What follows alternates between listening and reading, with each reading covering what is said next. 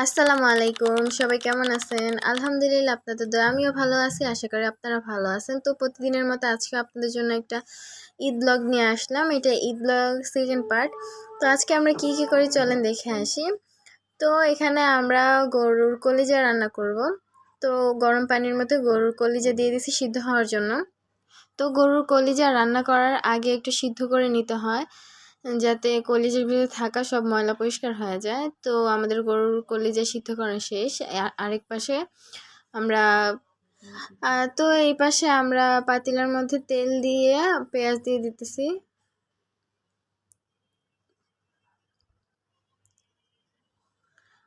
তো এখান দিয়ে এলাচ দিয়ে দিলাম 3-4টা, তারপর তেজপাতা দিলাম কয়েকটা। এখান দিয়ে রসুন বাটা দিলাম। তো কার কার আমার মতো গরুর কলিজা খেতে ভালো লাগে অবশ্যই বলবেন। আর এই পাশ দিয়ে আমরা মরিচের গুঁড়া দিয়ে দিলাম পরিমাণ মতো, আর দিলাম হলুদ গুঁড়া, তারপর দিলাম জিরার গুঁড়া, এবার দিলাম পরিমাণ মতো কিছুটা লবণ। এবার সবগুলো একসাথে মিক্স করে নিব। তো সবগুলো মশলা একসাথে মিক্স করে আমরা কষায় নিব পরিমাণ মতো কিছুটা পানি দিয়ে। তো এই তো এখানে আমরা পানি দিয়ে দিলাম কষানোর জন্য মশলাটা। তো আগের ভিডিওতে কয়েকজন আমাকে কমেন্ট করছে, আমি দেখছি ভিডিও কমেন্টগুলা। তো আমি কিন্তু কম বেশি সবাই ওই ভিডিওতে কষ্ট করছে আমি দেখছি। তো আমি সবার কথাই বলছি, কিন্তু কাজল আমার কথা একটু বেশি বলছি, কারণ হয়তো আমি দেখছি উনি বেশি কাজ করছে, কিন্তু সবাই কম বেশি কষ্ট করছে।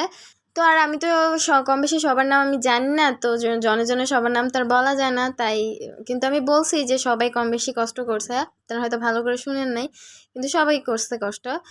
তো এই তো এই পাশে আমাদের মশলা কষানো হয়ে গেছে। এবার পাশে সিদ্ধ করে রাখা কলিজাগুলো দিয়ে দিব। তো সবগুলো একসাথে লেড়েচেড়ে মিক্স করে নিব। আমার তো গরুর কলিজা খেতে অনেক পছন্দ। আমি খুব ভালোবাসি গরুর কলিজা খেতে। আপনারা কি পছন্দ করেন নাকি অবশ্যই কমেন্টে বলবেন। তো সবাই আপনারা এইভাবে আমার পাশে থাকবেন, আমার ভিডিওগুলোকে বেশি বেশি শেয়ার করবেন যেন সবাই আমার ভিডিওগুলো দেখতে পারে। আর আমার ভিডিওগুলোকে শেয়ার করবেন, ফলো করবেন। ইউটিউব থেকে দেখে থাকলে অবশ্যই সাবস্ক্রাইব করবেন। আর আমাদের ভিডিওগুলো আপনাদের কেমন লাগে সেটাও বলবেন। যদি ভিডিওতে কোনো ভুল হয়ে থাকে সেটাও বলবেন। আর কে কোথা থেকে দেখতেছেন সেটা অবশ্যই কমেন্ট করবেন। তো আমাদের কলিজাগুলো কষানো হয়ে গেছে। এবার পরিমাণ মতো কিছুটা পানি দিয়ে এটা সম্পূর্ণ হওয়ার জন্য আমরা রেখে দিব। আর আমার ভিডিওটা শেষ পর্যন্ত দেখা অনুরোধ রইল। এভাবে আপনারা আমার পাশে থাকবেন। আমার ভিডিওতে কোনো ভুল হলে অবশ্যই আমাকে কমেন্টে বলবেন, যাতে আমি ভুলে শুধরে নিতে পারি। আর প্লিজ এভাবে আমাকে ভিডিওতে এসে পচাবেন না। মানুষের ভুল ত্রুটি হতেই পারে, ঠিক আছে, এটা কোনো বড় কথা নয়।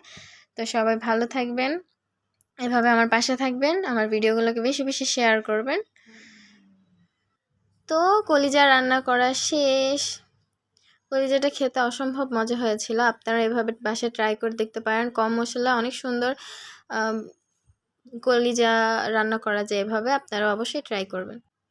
Thanks for watching my video. এতক্ষণ আমার পাশে থাকার জন্য অসংখ্য অসংখ্য ধন্যবাদ। আল্লাহ হাফেজ।